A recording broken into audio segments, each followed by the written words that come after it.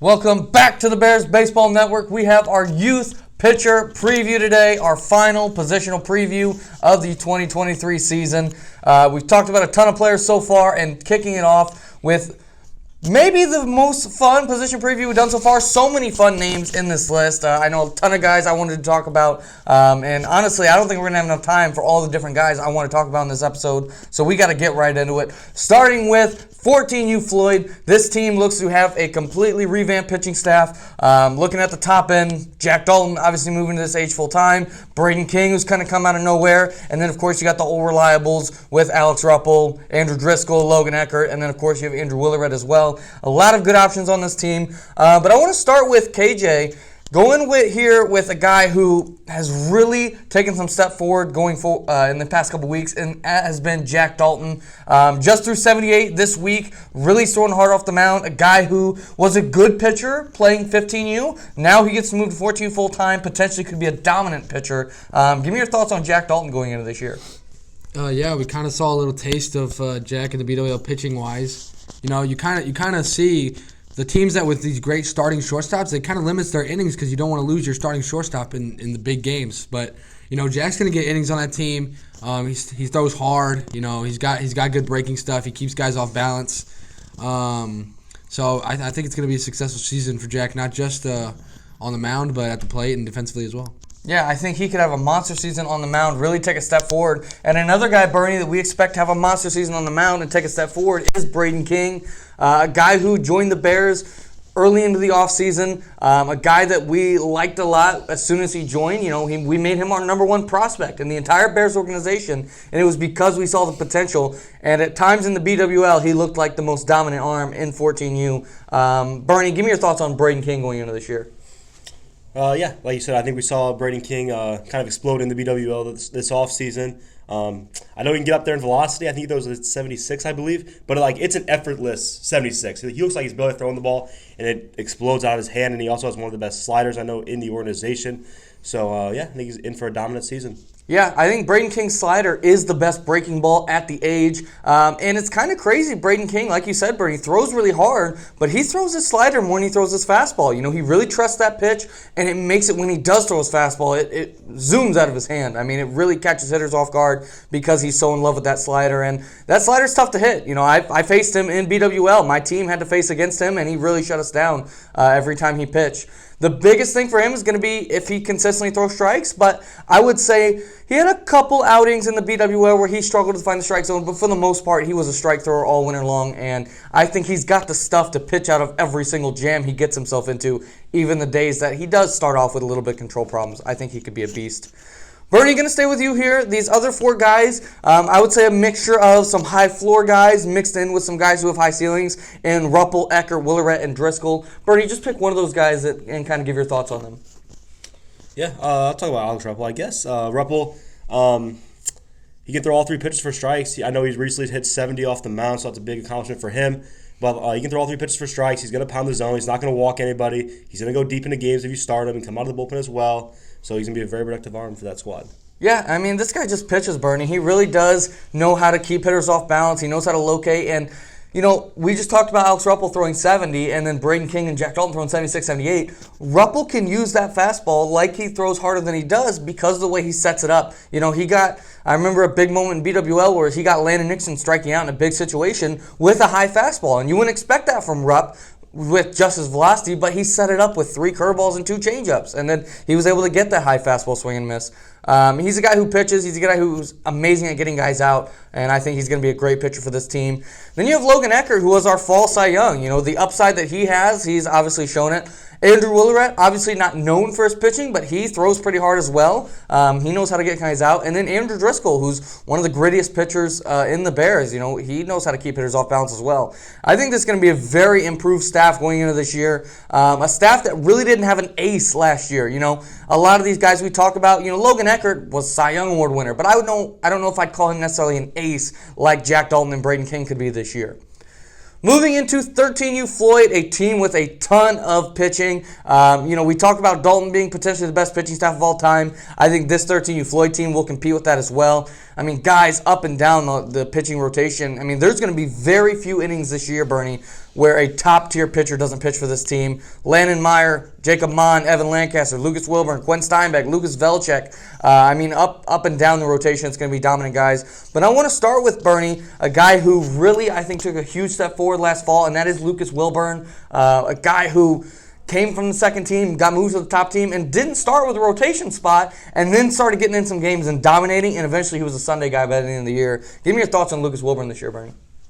Yeah, like you said, at the start of the fall, I remember there was questions whether this guy would pitch at all for the top team. He got in there in some garbage time, proved himself there, eventually worked himself in the rotation, then got to the Sunday starts where, he's going to go up there, he's going to pound the zone. Another guy can get deep into games, can throw three great pitches to all for strikes, keep hitters off balance. He's going to go up there, he's going to do his thing.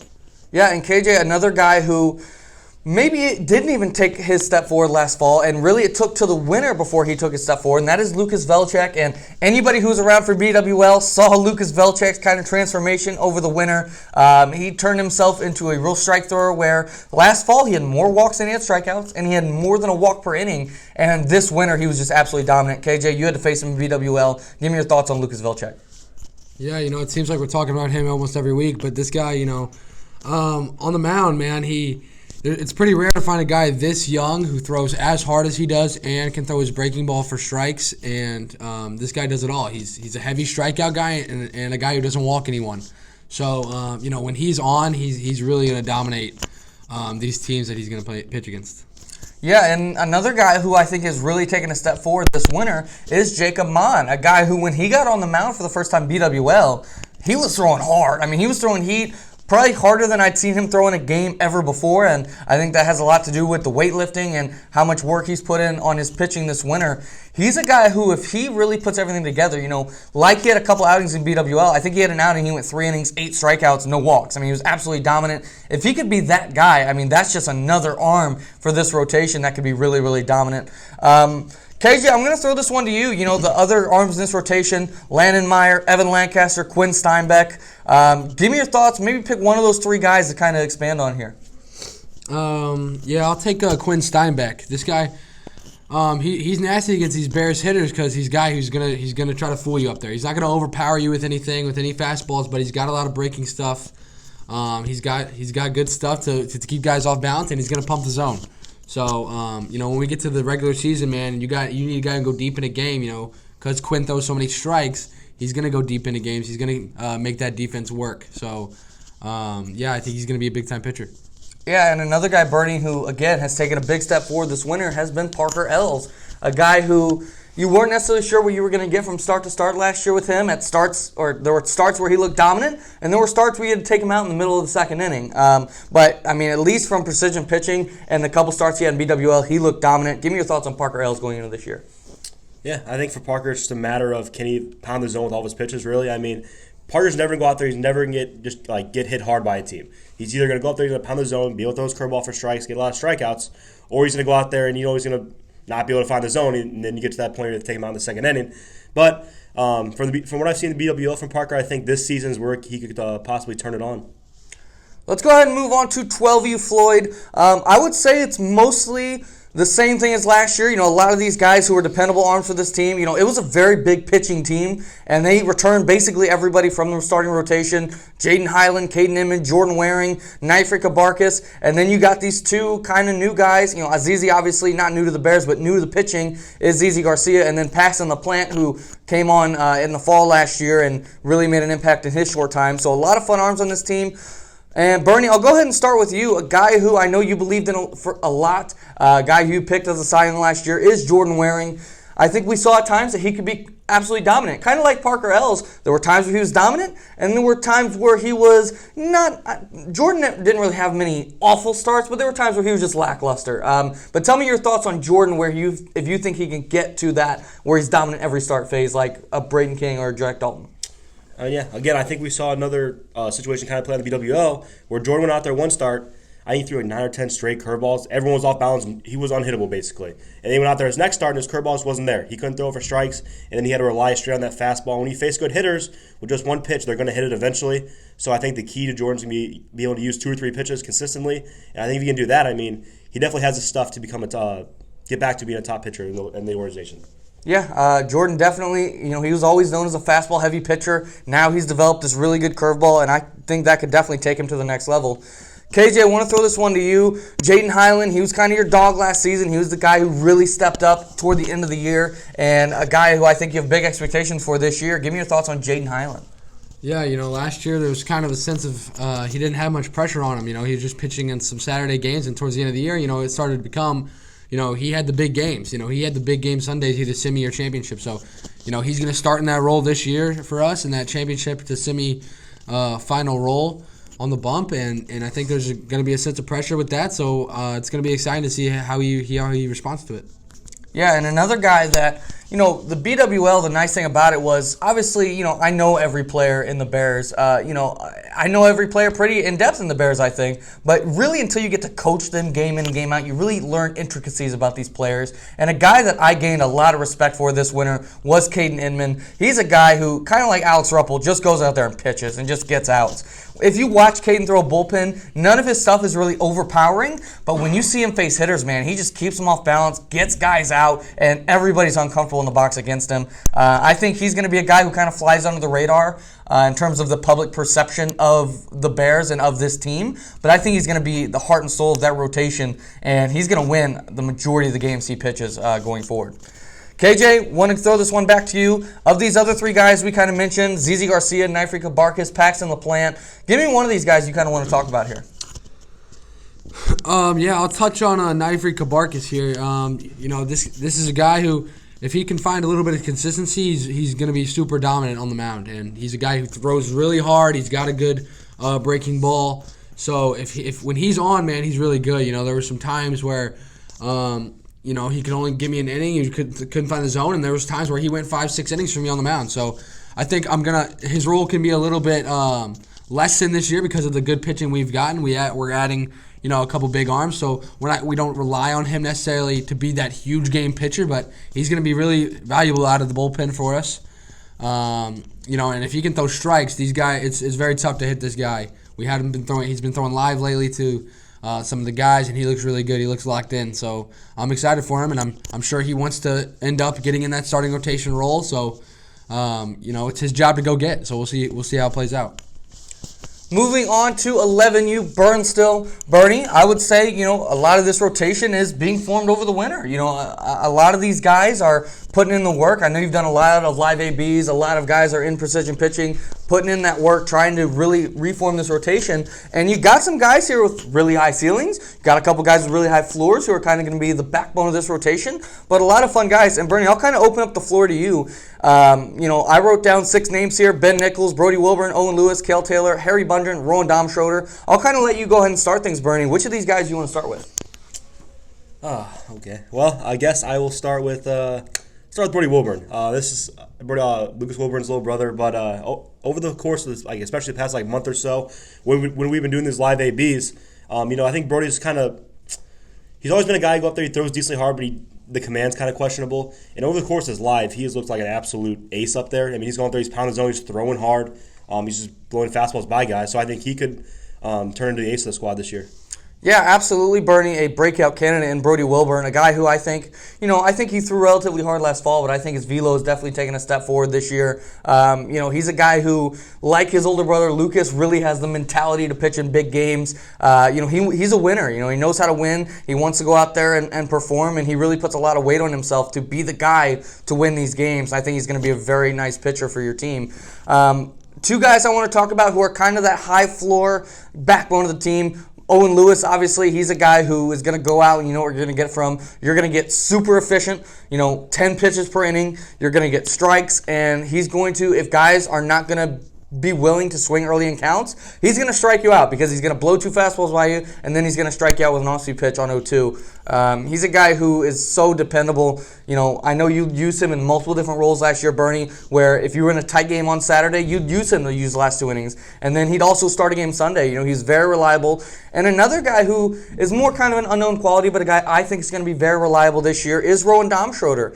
He's a guy who I think is going to throw a ton of strikes, and he's got a nice little off-speed pitch, a nice little changeup that I think is going to be good enough to keep hitters off balance. I'm excited for this guy. I think he's going to be a nice high floor pitcher for this staff. Bernie, with the other three names, maybe we'll focus on Harry Bundren here. Harry Bundren, a guy who I think, Bernie, you like a lot. He's kind of going to be that utility player for this team. He's going to play all over the field, and that includes on the mound. Give me your thoughts on Harry Bundren going into this year. Yeah, I think it's a massive part of the game. Lenny's being able to go up there and pound the zone. I think Harry's definitely, from what I've seen out of him, bullpen throughout live, whatever it may be, he definitely has the ability to go up there and do that. I think he's not going to go up there and blow anybody away, but he can definitely go up there and do the job. Yeah. Let's go ahead and move on to our prospects. And Bernie, actually, I'll go ahead and start this one. One prospect I want to talk about is Paxton LaPlante, a guy who has, really put the work in this offseason. He's got a very nice couple of off-speed pitches, and as well, he's going to be a guy that pounds the zone. I think he could be a very nice pitcher for this 12U Floyd team. Another guy that I like a lot who's put in the work this offseason is Zach Reich, a guy who's probably going to be on that Kreitler squad, who I think, going off of last year, that Kreitler squad really looking for some guys to step up and take innings. I think Zach Reich could be that kind of dependable guy for them. He's got 2 pitches he can throw for strikes and working on a third. A guy who I think is going to be very reliable. Bernie, your prospect here, Jaden Coleman, a guy who has put the work in this offseason. I know he threw live a couple weeks ago and looked really impressive. Give me your thoughts on Jaden Coleman as a prospect. Yeah, so I think he's kind of a Ruppel type pitcher, if that makes sense. He's not going to throw overly hard, but if he has the ability to go up there and set up his fastball with his off-speed pitch, with his curveball, with his changeup, if he has the ability to go up there and pound the zone with those 2 pitches and then be able to go up to that high fastball, like we've seen Ruppel do recently, I think Jaden could be in for a good year. Yeah, I think Jaden, whether he's pitching for that Driscoll squad or maybe even getting some garbage innings for that Floyd squad, he's going to be a guy who's not going to walk many hitters. He's going to force the defense to work, and I think he's going to have a very nice season on the mound. Moving on to sleepers and breakouts. Once again, a sleeper, a guy who's kind of under the radar, who we think is going to add more value to his team than maybe the public perception. And a breakout is a guy who's going to go from 1 tier and jump up 1 or 2 tiers. The tiers for pitcher, we have ace, we have starter, we have bullpen guy, and we have prospect. Let's go ahead and start with you, Bernie, your sleeper for the pitcher position. Yeah, so my sleeper will come from my 11 squad. It's going to be Cale Taylor. Similar to Brody Wilburn's situation here, I've seen this guy a lot in live over the past month or so, and I think before I saw him throw live, it was kind of like Cale's going to be in the rotation somewhere. I just don't know what you're going to get out of him exactly. But from what I've seen from Cale recently, he's another guy who's gone through his throws. He throws pretty hard. He has an off-speed pitch he can go to in 2 strike counts, and I think he could be another guy that could be toward the top of this rotation. KJ, give me your sleeper for the pitcher position. Yeah, I'm going to take Carson Walsh. He's going to start on that 12U Burn squad. He threw in live. I haven't really seen him pitch too much until last week. I saw him out there pitch a little bit to my guys live, and I think he walked the first bat on 4 pitches, and after that, I don't know if he threw another ball. He was just pounding the zone, his fastball, his curveball. He could throw all of it for strikes. He's just pounding his zone, had guys off balance. He's not going to overpower you with these, like some of these guys do, like Velchek or Braden King, can overpower you with their fastball. He's going to rely on his breaking stuff. He's going to rely on the fact that he can pump the zone. So I think he's going to have a really good year. He's going to test that burn defense a little bit because he's going to throw a lot of strikes out there. Yeah, and I think, he could potentially get more strikeouts than maybe if you just look at his fastball, you wouldn't think he'd get a bunch of strikeouts. But I think with the way he's going to be able to use his pitches, I think he's going to get more strikeouts than people kind of expect. My sleeper is going to be another guy from that 11U Burnsville squad in Ben Nichols. This is a guy that just the entirety of his game I like a lot, but I definitely think he's starting to come along as a pitcher. He throws relatively hard for those 11U guys, maybe not a Brody Wilburn or Cale Taylor, but I think he throws pretty hard, and he's got a very good changeup. Talking about keeping hitters off balance, I think Ben with this changeup, it's going to be a pitch that the other team doesn't even realize he has the second pitch because that changeup comes out of his hand like a fastball, and then right before you have to swing, it drops off the table. I think Ben's going to be a guy who's going to pitch some significant innings for that Burnsville squad, whether that be a Saturday starter or out of the bullpen. I'm not sure, but I think he could definitely be a very reliable arm. And again, I think he's got the mentality for it. I think Ben takes a lot of pride in winning games and being a value to his team. And I think when he gets on the mound, he's going to own that mound and really perform. Moving on to our breakouts. KJ, go ahead and start with you. Give me your breakout for the pitcher position. I'm going to take Braden King. This guy, the more you watch him, the more, impressive he gets. He's a guy, sometimes he can be a little egotistic with his fastball, but like Robbie mentioned earlier, his slider is one of the best I've seen in the Bears. This guy can consistently throw his slider for strikes. He consistently has guys off balance with it. And, it was surprising to me to hear he only threw 76 because he throws that slider so well. It looks like that fastball's coming in way faster than that just because he throws that slider so well. So, this guy's going to get a ton of strikeouts. He was striking out older guys in the BWL a bunch. He was really dominant. When he's on, man, he's really on. And he could really push to be one of the best pitchers in the youth age. Yeah, definitely. I would kind of compare him to Evan Osborne last year. Evan Osborne was that guy last fall who, he had like 17 walks in 6 innings. Then he worked hard all winter and came out and was dominant in the next season. I think that's kind of going to be Braden King's story this year. Bernie, give me your breakout for the pitcher position. My breakout from the 13U Floyd staff is going to be Lucas Velchek. We all saw this guy throw in BWL. He's absolutely electric.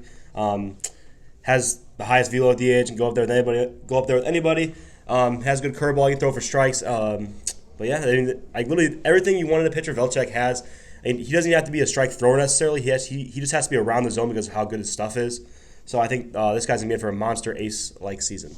Yeah, I think definitely everybody's expecting a step forward. BWL, like I said, last year I think he had 17 innings on the mound for 13 Floyd and 18 walks. This winter, BWL, he had 13 innings, so almost the same amount of innings as he did in the regular season, and he had 3 walks. I mean, it's just completely dominant performance from him. It looks like he's completely turned himself around in terms of he's not only going to be an electric fastball thrower, but he's also going to pound the zone. And, I've heard a lot of people say, Velchek throwing 73 from 54 feet is like facing Eddie from 60 feet.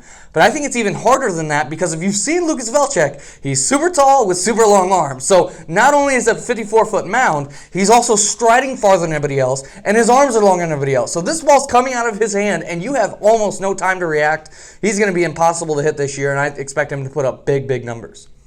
My breakout is going to be ZZ Garcia. KJ and Bernie kind of took the role of guys who are going to break into that maybe ace or even starter role. I'm going to go with a guy who was more of a prospect last year, and I think he's going to break into the bullpen or maybe starting rotation, and that is ZZ Garcia. He's a guy who, obviously, the one thing you can always count on with ZZ is his work ethic, and he put a lot of pride into making himself a better pitcher this winter. Obviously, his defense has come a long way. His hitting is top of the tier.